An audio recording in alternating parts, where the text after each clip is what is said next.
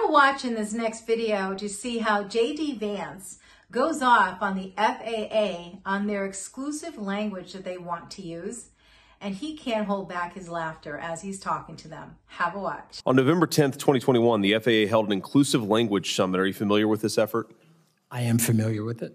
Okay. During the summit, which had a solicitation published in the Federal Register, Deputy Administrator Mims stated that when we use terms like airmen or unmanned aircraft, sorry, I'm laughing because this has to be a joke, we're sending a message that only men belong in the aerospace community. Do you agree with that statement?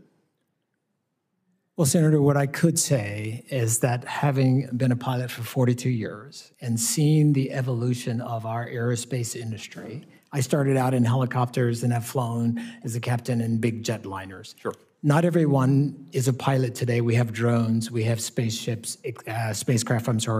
And so I do believe going to notices to air missions is absolutely the right thing to do. It is an accurate reflection of where our aerospace system is today, fully supportive of that. And none of that, by the way, detracts from our mission, which is the safety of our airspace, and that will always be our North Star. Yeah, I think the point is, if it makes sense for some aviation reason, that's fine. If it makes sense purely to avoid gendered language, it seems like an unnecessary preoccupation with the words that you're using and that we're using rather than the work that we're doing. I want to just ask a couple of additional questions about this summit. The public notice for the meeting stated, if any individual employer, contractor, or industry partner feels excluded or marginalized because of language or words, the work of the agency suffers. Do you agree that the feelings of FAA employees about language are this important? What I agree is that as we seek to attract the next generation of people into aerospace, mostly they won't look like the people sitting in this room. And so it's our ability to say, how do we bring tomorrow into today, into an industry that is evolving right before our eyes? So our ability to find inclusive ways of reaching underrepresented groups is a right path to be on. Okay, I'd ask unanimous consent to enter into the record the Drone Advisory Committee public ebook. I have it right here. This document uses the term wife as an example of the type of language that we need to eliminate. Is that something you support?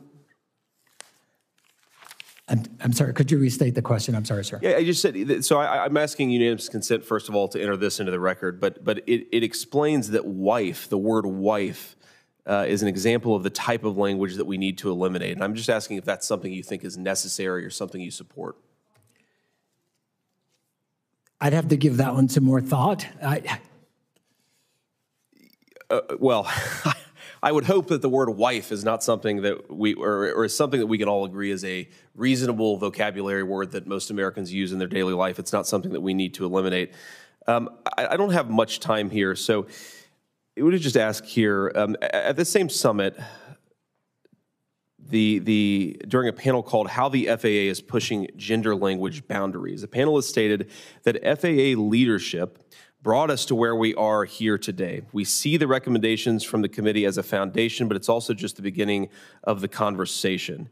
It strikes me that preoccupying ourselves so much with the words that we use rather than the work that we do, especially as our infrastructure appears to be crumbling and we've had major flight outages the last couple of years, is at best a distraction and at worst a thing that takes attention away from focusing on the real problems.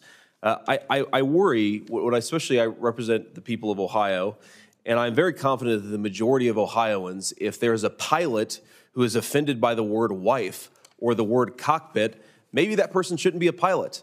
So rather than kowtowing to people who are fragile, maybe we should actually say, if you're so worried about the words that we are using, you shouldn't be flying, multi-ton metal engines through the sky.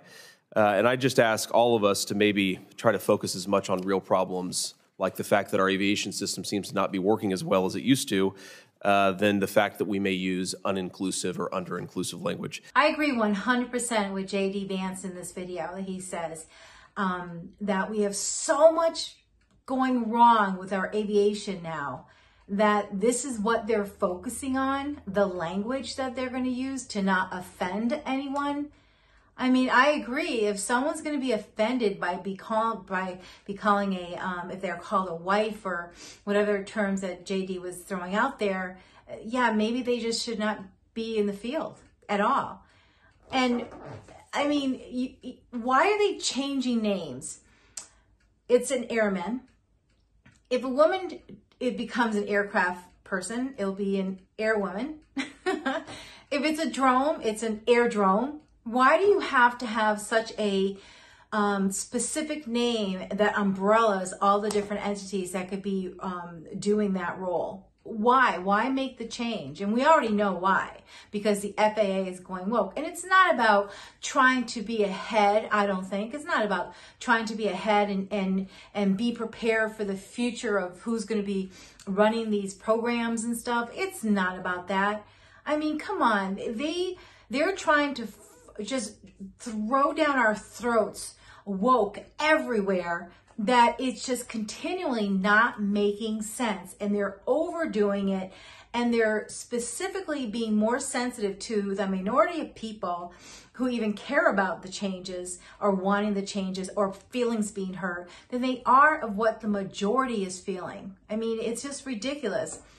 And then when JD Vance brought to our attention that they possibly want to eliminate the word wife, I mean, what the heck? Why are women's rights and identities being just demolished or wanted to be just erased from the earth, from the language? That's ridiculous. So if I'm not going to be called a wife, what are you going to call me? That's pathetic. And I hope if that day ever comes, that Americans don't stop using the word wife, and they use it every single day, even more than they ever did before.